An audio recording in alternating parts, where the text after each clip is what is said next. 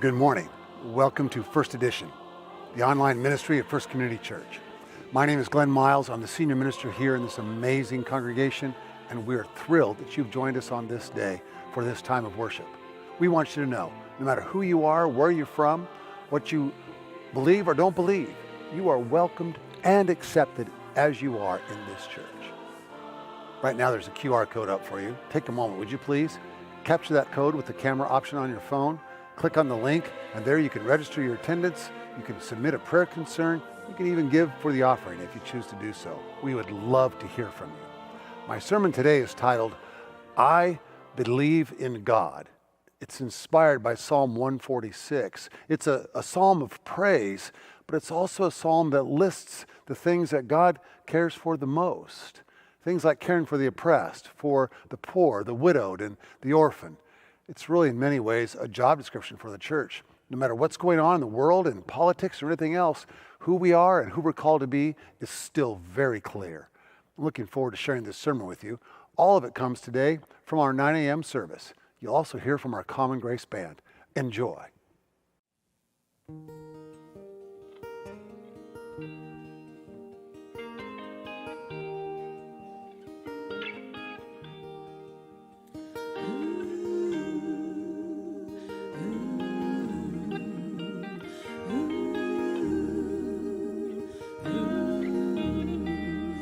Us lead with patience, with a gentle word, bearing every burden, laying down the old hurt. When our feet are stumbling and the climb is steep, all you people of goodwill, would you walk with me? Would you walk with me through the wilderness, when we cannot see through our differences, when the dust is settled and the votes are cast? Would you walk with me?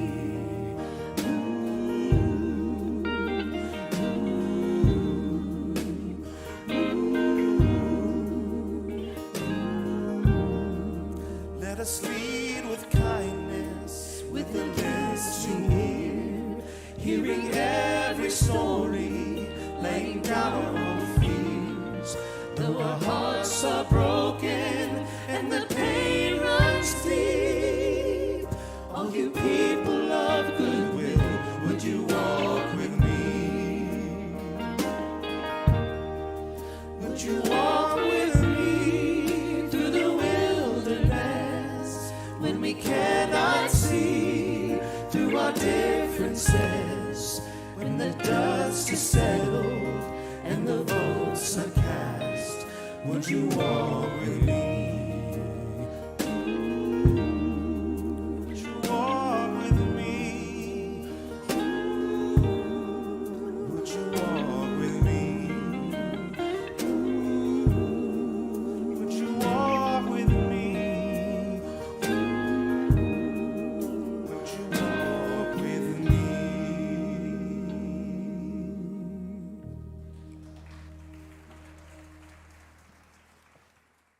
I believe in God. I trust in Jesus. I trust in the life, and the teaching, and the preaching, and the death, and the resurrection of Jesus. I believe in God. I trust in Jesus. There's been an old gospel song. In fact, for months now, I've had these old gospel songs from my childhood, like the one we heard this morning with the Whitechapel Ringers. These songs have been running through my mind. I don't know what it is about that. But some of them aren't great theologically. Others of them are simple reminders of that simple faith I received as a young boy. On Christ, the solid rock I stand. No other place is, any other place is quicksand. It's on Christ that I stand. It's on Christ where I find my faith. Christ is the foundation. On Christ, the solid rock I stand. All other places are sinking sand.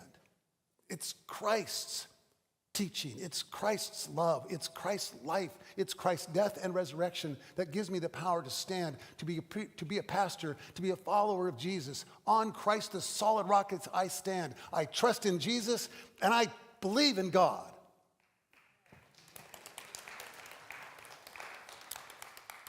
Now, let me be clear. If you're here today and you wonder where your faith is, if you're here today and you're overwhelmed with questions and worries, if you're here today and somebody you love has a viewpoint completely different from yours and it just feels like it's broken, it feels like maybe you don't even believe in God anymore. Please know that at this church, you are welcomed and accepted in that moment. We say and we mean, no matter where you are on faith's journey, you may be standing with me right now, standing on the solid rock of who Jesus is, and your faith may be solid and ready to move forward, and yet there may be some, maybe many in this room who are standing in fear and worry and confusion and upset and doubt, and you're not sure if there's a God. In this church, we welcome and most importantly, accept you no matter where you are on faith's journey. In fact, bring those questions. Name those doubts. Be clear about them.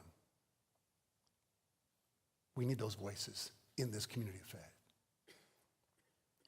There have been times in my life when I've lost my faith. The first time I was in the 3rd grade. And I know you're thinking, oh, you were just a kid. Never, ever, ever look down at the emotions of a child. His or her feelings are every bit as real as yours. I was in the 3rd grade. I had a little cat named Willie Mays. That's the greatest baseball player of all time. Arthur, you and I, we agree on this. Yes, sir. And every day when I come home from school in the 3rd grade, there would be Willie on the top of our porch, top step of our porch, waiting for me. He was a beautiful cat. He loved me. He was my cat. He would follow me upstairs to my bedroom when I'd change into my play clothes. Did you have to change into your play clothes when you came home from school? I'd change into my play clothes, and he'd rub up against my leg while I was putting on my shoes. Then he'd follow me back downstairs. I'd go in the kitchen, get a little snack. Then I'd go outside and shoot some baskets, and Willie would just sit off to the side of the court like I was the greatest basketball player there ever was. I loved Willie. And then one day I came home, and he wasn't on the top step. I looked in my bedroom. I looked in my mom and dad's room, went to my sister's rooms. My little brother was a baby. I went in the baby's room. No Willie. I looked everywhere. Backyard, front yard. Went out in the garage. And then I came back to the porch. And I found him under the porch. He'd been poisoned. My dad told us later that there was somebody with some serious problems that was going around our neighborhood killing pets. Well, my dad was a pastor, and he understood that we were in grief. And he said, "Do you want to bury Willie?" And I said, yes. We wrapped him in a towel, put him in a shoebox. We dug a hole against the back fence of the backyard, a deep hole my dad dug, and we placed Willie in there. I made a little cross out of 2 branches from a tree, put that on his grave. My dad said a prayer, and in my 3rd grade faith, I believed that once you were put in the ground, that's when God came to get you. I mean, what's the story about Jesus? He's put in a tomb. The stone is over front of it. 3 days later, God came and brought Jesus out. And then Jesus went to heaven with God. That was my faith, which is not bad for a 3rd grader. 4 days after he was buried, my sister Carolyn decided to dig Willie up. She was only 4. She wanted to play with Willie. And I came downstairs and looked out in the backyard and saw her and this cat that was already decomposing. And that night I woke up screaming. My dad came in the room. It's so funny that he did because my mom was always the one who was that sort of the parent, but this time it was my dad. He came in and sat down next to me. He said, "What's wrong, Glenn?" I said, "I want to die. There must not be a God. I don't want to die. I don't want to be put in the ground. I don't want to die, Daddy." And he said to me, in the gentlest moment I ever experienced with him throughout my entire life, "God believes in you. God loves you. I love you." You know, just an aside, I don't know my dad ever accepted his own acceptance. His addiction issues and other things that he fought with throughout his entire life were maybe part of that, but he knew what his little boy needed to hear. The other time this has happened, I've had other times in my life where there were doubts and worries, but the second time this happened where I really struggled with my faith was on a mission trip to South Africa. I was leading a group of 15. We were exploring with churches there, local pastors, local lay leaders in churches about ways our church in Kansas City could partner with them to do some important work there. They were just overwhelmed with HIV/AIDS issues and problems and just overwhelmed. The whole country was back then. It was like 2005, 2006. One of our last stops, we were guided by these local pastors and also our missionaries, Don and John Barnes, marvelous folks. One of our last stops was to an orphanage. It was really just a tiny little 3-bedroom house in a township in South Africa. Unbelievably, overwhelmingly poverty-stricken community. There were about 10 kids in this little orphanage, though. These are kids whose parents had died because of HIV/AIDS. I love the way our team interacted with the kids. We got out on the floor and played with them and played with their toys, and we had a meal with them that the local church had come over to prepare for everybody, for the workers in the orphanage, for the children, for our group. And I was really pleased with the way they interacted and weren't afraid of the kids, some of whom were HIV positive themselves. We'd heard from a doctor how to deal with all that. We felt perfectly safe. As we were getting ready to leave, the kids had gone to their afternoon nap. Rose said, "There's one more child I want you to meet. His name is Patrick." She came to this small living room with this little boy whose body was completely limp. He was 4 years old. His legs hung almost lifeless off of Rose's arms. Rose was the one who had founded this little orphanage, was caring for these kids. His eyes were wide, his face was gaunt. He couldn't have weighed more than 35, maybe 40 pounds. He was awake and he was looking at us. And Rose said, "I learned from the doctor that he has only a few days, but I wanted you to meet Patrick." One of the women in our group did one of the most amazing things I've ever seen. She went over and kissed this dying boy's cheek. But that night I couldn't sleep. That night I woke up in the middle of the night like I was when I was a little boy, and I said, "God, where are you? How could you possibly abandon this child, this poor little boy? He did nothing. He did nothing. He was born with HIV/AIDS, and you did nothing. What happened? Where are you?" I don't believe. On the last night, 3 nights later, on our last night in South Africa, I had a dream. And Jesus said to me in this dream, "Did you see my face?" And he pointed to the side where I saw Patrick again. "Did you see my face? Did you see my face?"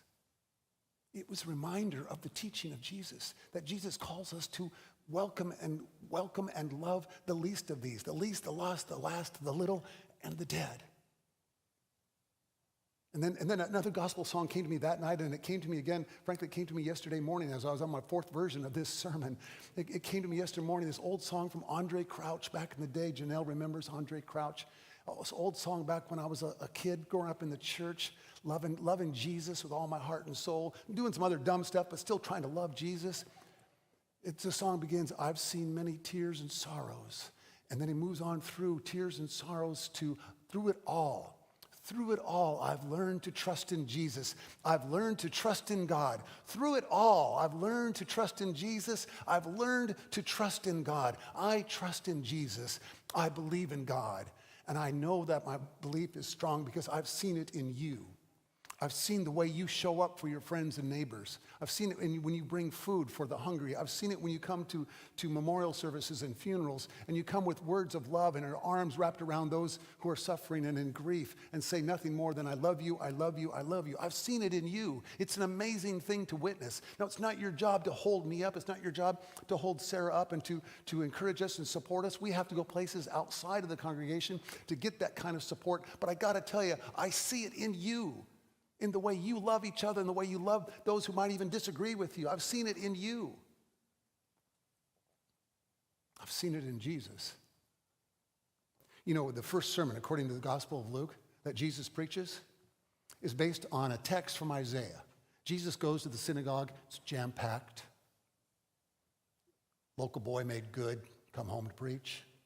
He reads from the prophet Isaiah, the Spirit of the Lord is upon me, to proclaim good news to the poor, release to the captives, sight to the blind. It's a powerful text. It's one of my favorite texts in the whole Bible. Jesus reads it, and Luke even kind of records the reactions of the congregation. Maybe he was running around taking notes, listening. Somebody said, isn't he good? He's such a fine Bible reader. Where did he go to seminary? He went to Jerusalem? Oh, of course he did. He's very smart. He would get accepted into the Jerusalem seminary, I'm sure, right away. Oh, is this Joseph and Mary's son? It is. Well, despite that, he's doing well. This is great.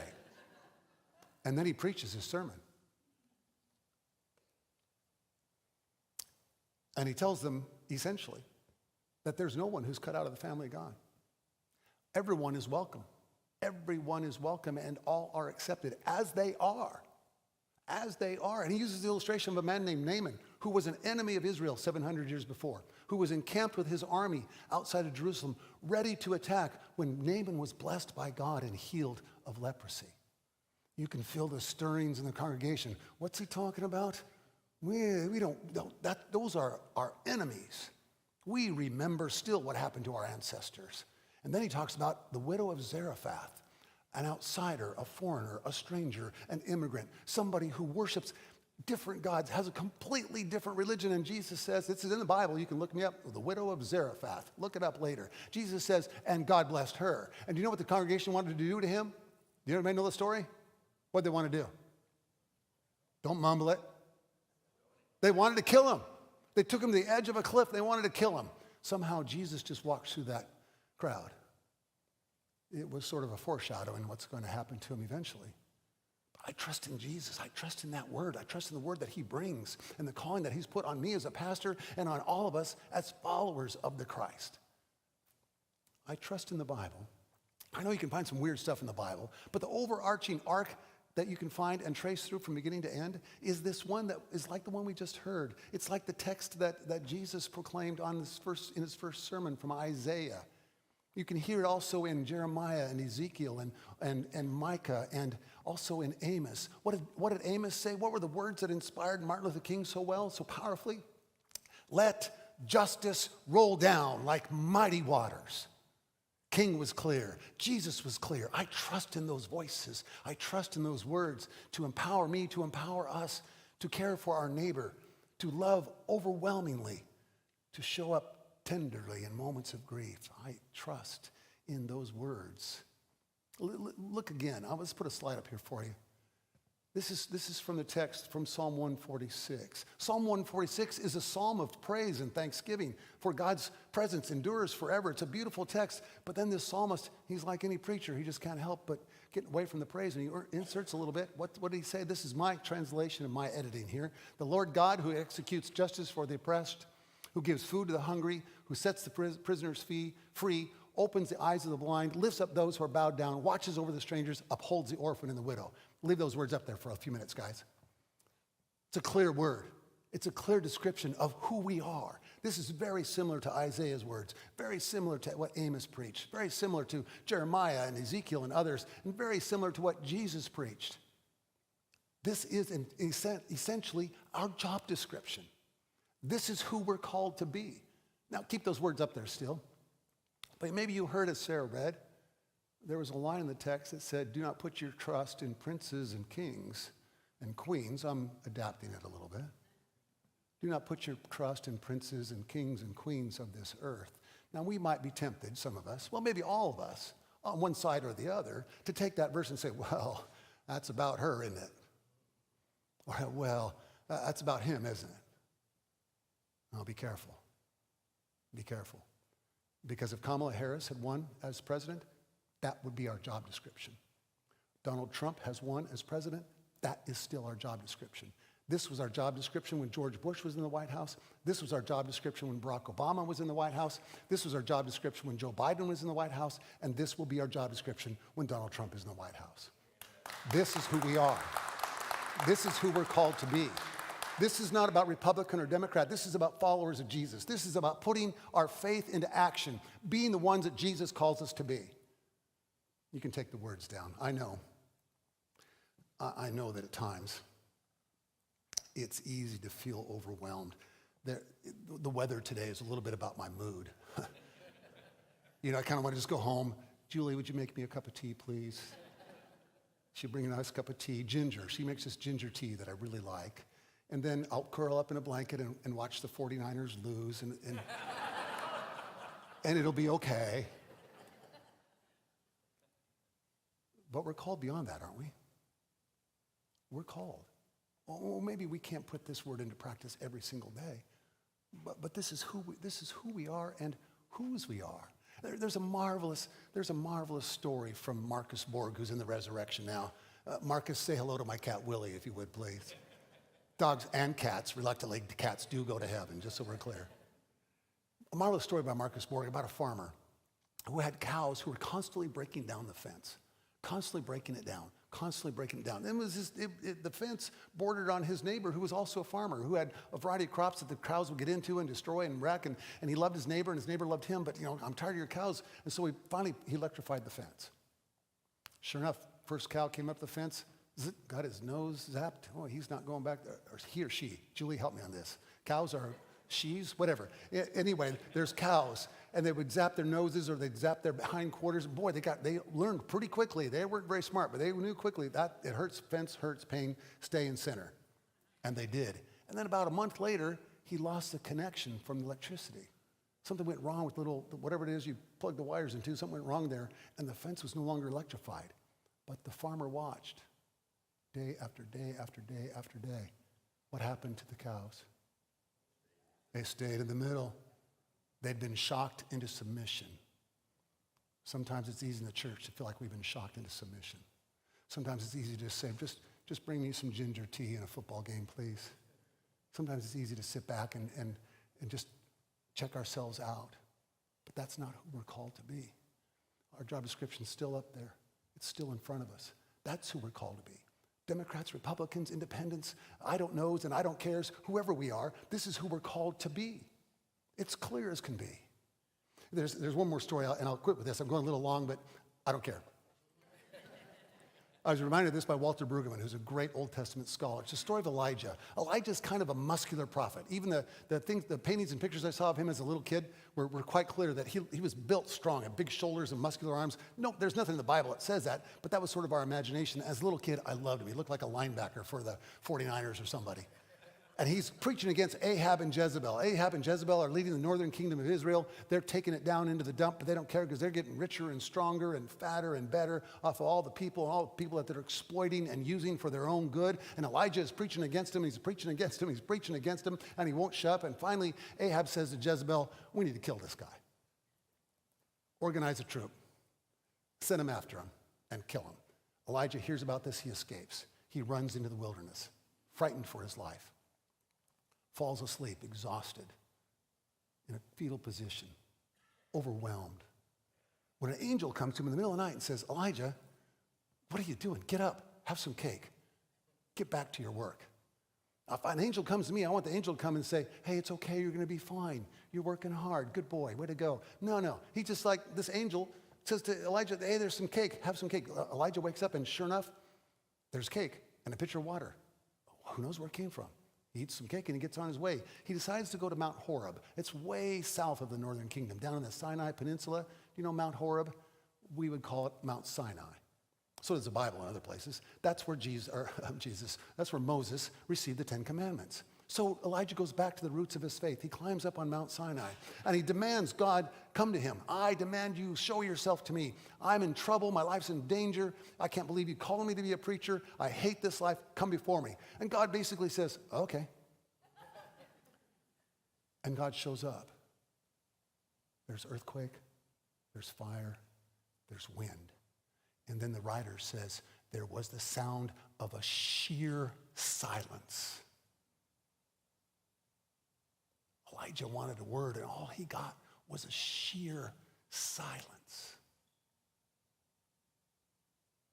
And then in the morning, God comes back to Elijah and basically says, what are you doing? Why are you still here? Have some cake. Go back to Ahab. Go back to Jezebel. Go back with my word. Bring this word. Bring this word to those who would step on others. Bring this word who would use others for their own gain. Bring this word and go back. My friends, I trust in Jesus. I believe in God. And I will not wander away. So I trust in Jesus, and I believe in God, and our calling is clear.